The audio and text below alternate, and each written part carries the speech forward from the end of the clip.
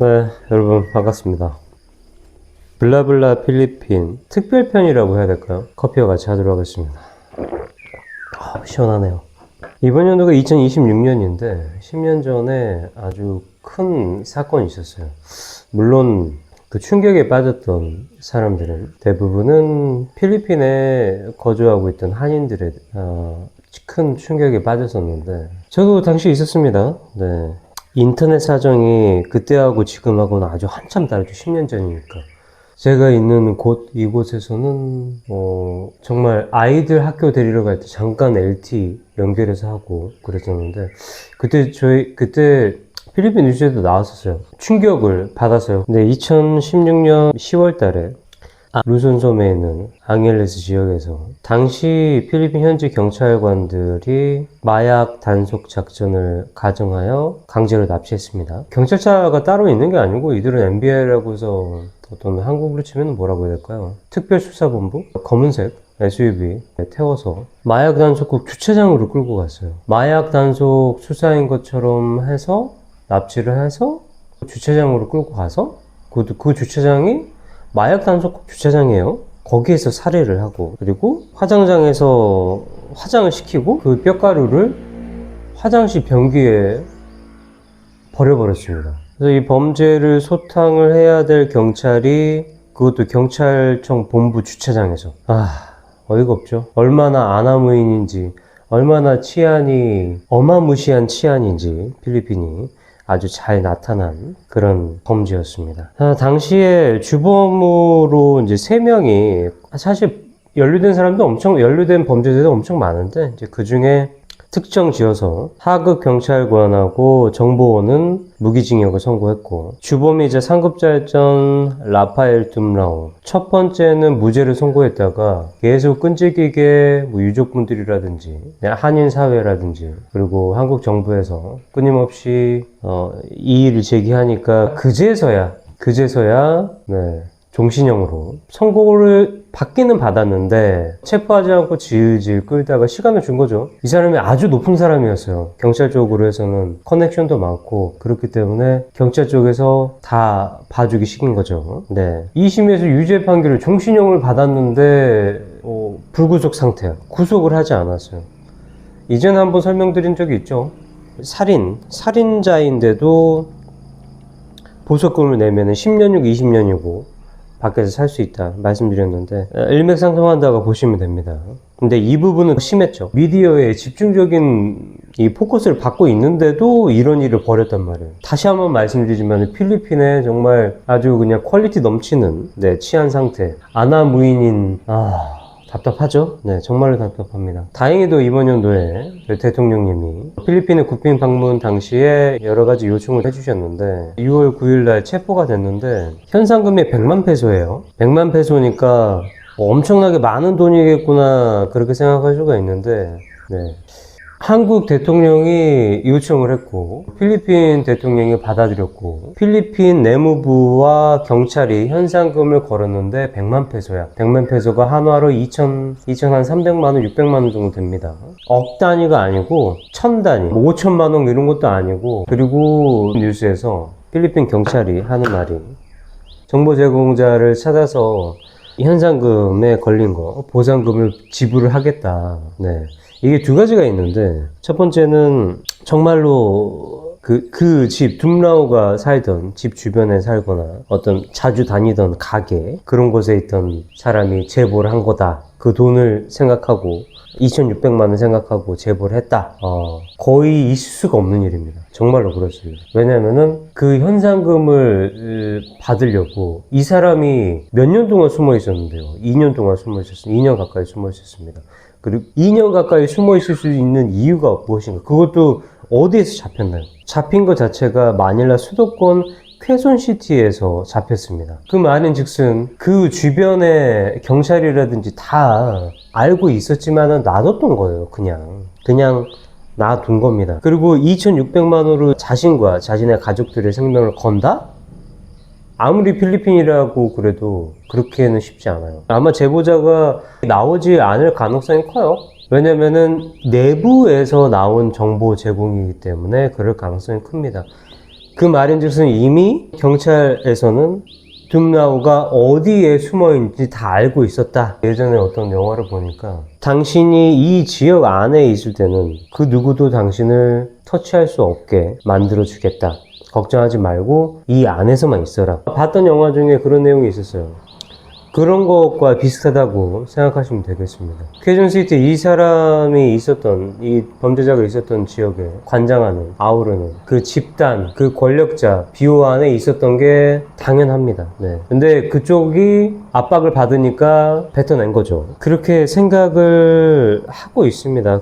근데 네가 그렇게 생각하는 거하고 뭐 네 말이 다 맞겠냐 그럴 수가 있는데, 제가 무슨 범죄 심리학을 배우거나 뭐 프로파일러 이런 건 아니지만 정황상을 따졌을 때 합리적인 의심이 들 수밖에 없거든요. 합리적으로 따졌을 때. 그리고까지 더 따져봐야 될 일이 뭐냐면 한진에서 임원까지 지내시다가 한진을 그만두고 이제 협력업체 쪽으로 중장비 대여 뭐 사업을 크게 일으키셨는데 안정화가 됐죠. 그 사업이. 몇 가지 이제 의심점이 있는 게 뭐냐면은 납치를 해서 바로 살해를 했어요. 몸값을 받기 전인데 살해를 했습니다. 그리고 살해를 하고 나서 살아있는 것처럼 해서 가족들에게 몸값을 요구해서 받았는데, 여기에서 이제 의심점이 드는데 몸값을 받을 생각으로 납치를 했는데 살해를 했다. 이게 이상하죠. 네. 그리고 두 번째는 그들이 둠라오 집단이, 범죄 집단이 요구했던 현금이, 요구했던 몸값의 금액이 고 지익주님의 가족들이 바로 동원할 수 있는 현금과 같았다. 여기에서 나타나는 게 고 지익주님의 현금 흐름을 정확하게 꿰고 있는 누군가가 있다. 제공자가 분명하게 있다. 며칠만 지켜보면은 사람 패턴은 다 알 수 있습니다. 습관 같은 걸 다 알 수 있어요. 웬만한 거는. 사람은 하는 것만 계속 다 하기 때문에 그렇습니다. 똑같이 해요. 여기에 주차를 하고 그 다음에 뭐 어디 가면 어떤 카페에 가고 다 동일하단 말이에요. 그래서 그거에 대해서 누군가 정보를 제공했다는 거는 별 의미가 없다. 그냥 누구라도 며칠만 따라다니면서 보게 되면은 알기 때문에. 다만 현금은 얼마를 가지고 있느냐, 동원할 수 있는 현금이 정확하게 얼마가 되느냐를 파악하고 있는 사람, 파악하고 있다는 거는 다르다. 네, 요게 제가 생각하는 합리적인 의식점이고요. 그래서 처음에 말씀드렸던 거, 몸값을 받으려고 했는데 바로 경찰청 주차장에서 살해를 했다. 이해가 안 가잖아요. 그래서 생각하는 합리적인 의심은 이렇습니다. 의뢰자가 있다. 그래서 그 의뢰자에게 따로 그들은 이미 돈을 받았었다. 막대한 의뢰금을 받고 의뢰를 받았다. 근데 의뢰를 받고 보니까 내가 이 사람을 납치해서 뭔가 현금적으로 더 받아 챙길 수가 있겠네, 보너스로. 의뢰자에게 받은 거 말고. 아, 오케이, 좋았어. 의뢰자가 했던 의뢰는 이거겠죠. 살해를 하고 살해 후에 시신조차 찾을 수 없게 만들어라. 그러니까 살해를 하고 바로 화장을 시키고 뼈가루를 변기에 버려버린 거죠. 의뢰는 끝냈어. 끝내고 몸값은 따로 내 보너스 받은 거야. 그들은 끝까지 입을 열지 않고 있어요. 의뢰자가 누구인지 밝히지 않습니다. 한인 사업가들이 대부분 비슷한 게 있는데, 법인이 아니고서야, 법인도 아시죠? 퍼센티지가 좀 문제가 있다고. 그래서 반반시티, 그 중국인 스파이랑 뭐 그 여자 시장하고, 그래서 그들이 신분 세탁을 해서 필리핀 사람으로 바꿨던 겁니다. 왜냐면은 100% 가지기 위해서. 근데 한국인들이 신분 세탁을 할 수 없기 때문에, 뭐 방법 같은 경우는 필리핀 여성과 결혼해서 그 여성 명의로 하든지, 더미를 바지 사장을 내세워서 하는 건데, 예전에 몇 번 설명을 드렸던 것 같은데, 바지 사장을, 그러니까 이 사업적인 게 한인들이 가장 많이 당하는 어떤 사기 아닌 사기가 뭐냐면은 혼자가 아니고 투자자와 같이 할 때입니다. 그러니까 내가 밥상을 차리는데 밥숟가락이 계속 올라와. 밥숟가락 올리세요 했던 거야. 내 밥상에 밥숟가락 많이 올라왔는데 밥상을 좀 키워야 되겠다. 그래서 파이를 키우는 거야. 파이를 키워서 이들이 더 편하게 한 자리씩 앉아서 할 수 있게. 잘 됐어. 자, 잘 되면 밥숟가락 얹었던 애들이 내가 해도 되겠네. 이미 그 일이 궤도에 올라왔어. 그냥 굴러가기만 하면 돼, 이제. 그냥 그대로. 시스템을 밥상 주인이 만들어 놨기 때문에, 이 밥상만 뺏으면 끝나네. 네, 그런 일들이 자주 일어납니다. 더미가 반란을 일으킬 때는 그냥 그 사업체를 다 헐값이든 뭐든 다 넘기고 끝나는 게, 이게 더미가 반란을 일으키는 거고, 같은 투자자들이 이 사업을 뺏으려 할 때는 주로 셋업을 거는데, 주로 미성년자 관련돼서 셋업을 한다든지 아니면 약 관련이라든지 이렇게 셋업을 하는데 첫 번째 의심점, 내부 사정을 완벽하게 아는 정보 제공자가 있었다.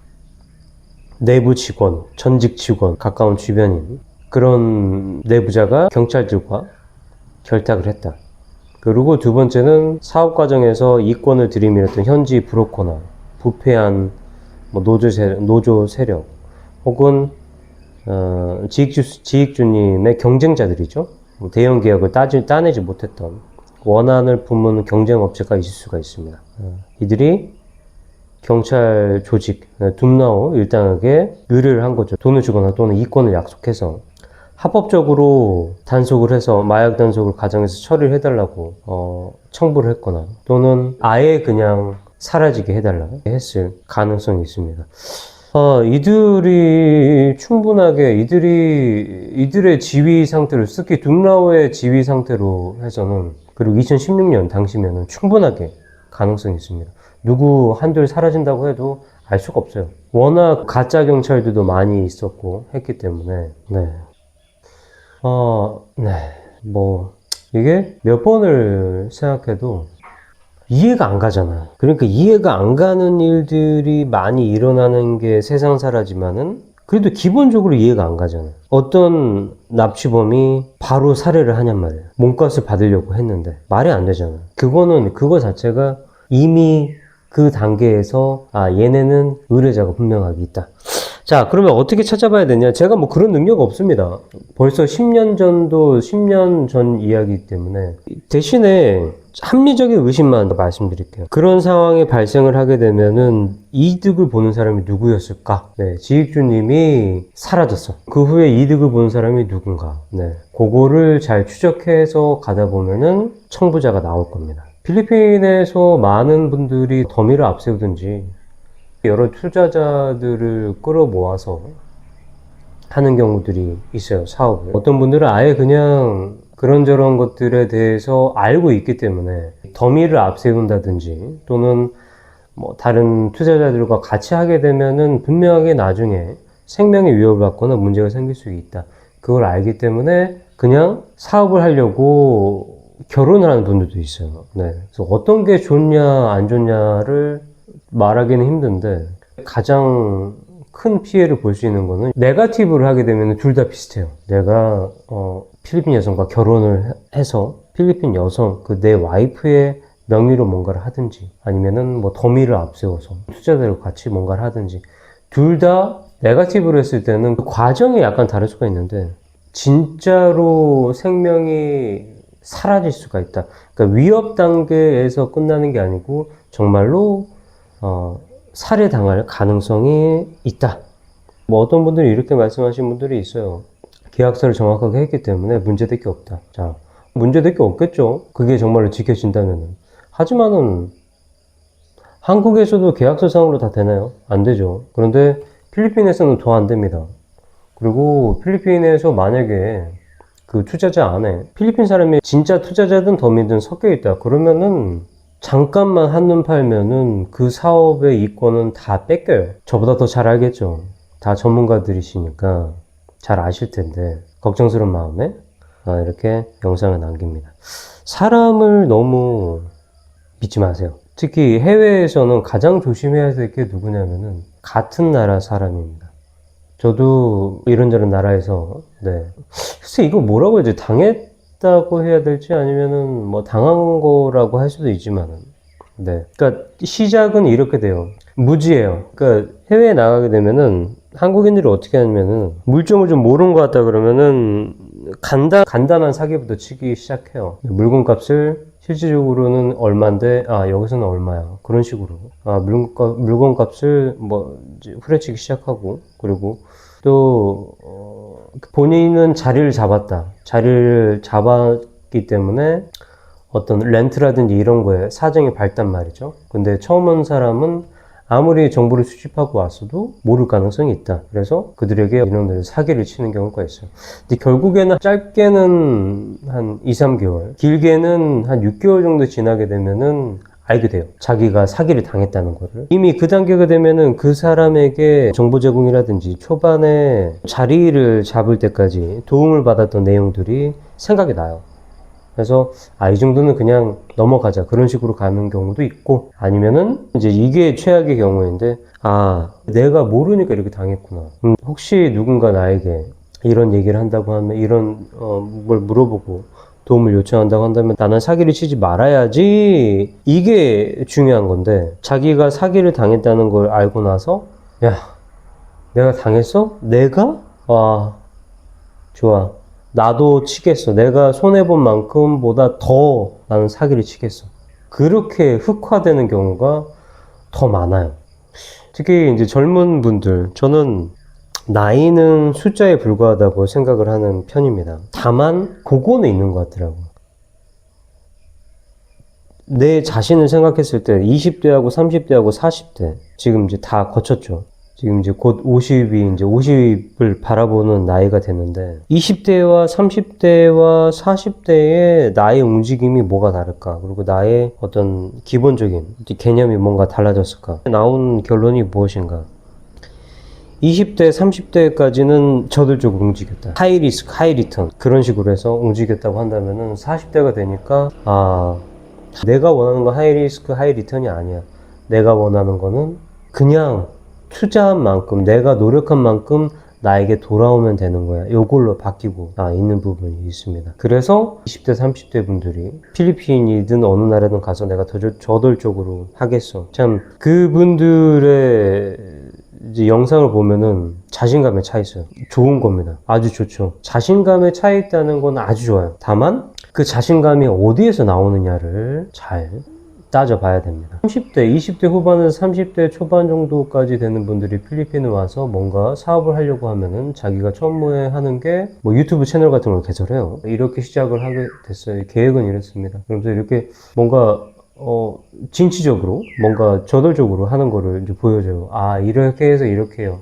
이거는 약간 실수를 했네요. 그래서 이건 이렇게 할 겁니다. 이 사람 너무 좋은 사람 만났어요. 그런 식으로 하다가 결국에는 이렇게 하는 경우들이 대부분입니다. 준비하던 게 이런 사정으로 해서 뭐 어그러졌습니다. 그 정도 나이 때는, 아니면 그보다 약간 더 높은 나이 때 사람들이 필리핀에서 사업할 때 하면은 이렇게 되는구나, 그거를 보고 좀 배우려고 구독자들이 많이 생기고 조회수도 많이 나왔었는데, 그 목적이 달라져 버린 거지. 그래서 조회수와 구독자들이 떠나지 않게 하기 위해서 여행을 한다든지, 갑자기 여자들을 인터뷰한다든지, 뭐 술을 마시는 거 보여준다든지, 아무 의미도 없는 거죠. 그런 경우들도 있고, 또는 필리핀에서 사기를 당했습니다, 결국에는 한국으로 돌아가는 엔딩으로 끝나고, 또는 채널이 폐쇄된 건 아니지만은 뭐 몇 달, 몇 년 동안 영상이 올라오지 않는 것들, 그런 채널들이 어마무시하죠. 조언을 드릴 거는 이거예요. 편하게 하려고 하시게 되면 안 됩니다. 본인이 원바이원 다 체크를 해서 확인을 하시는 게 가장 좋고요. 원바이원 체크를 했더라도 또 체크를 하셔야 됩니다. 그리고 이런 잘못된 생각을 가진 사람들이 있어요. 내가 계약을 맺는 사람이 필리핀 사람을 말씀드리는 거예요. 건물을 몇 채를 갖고 있고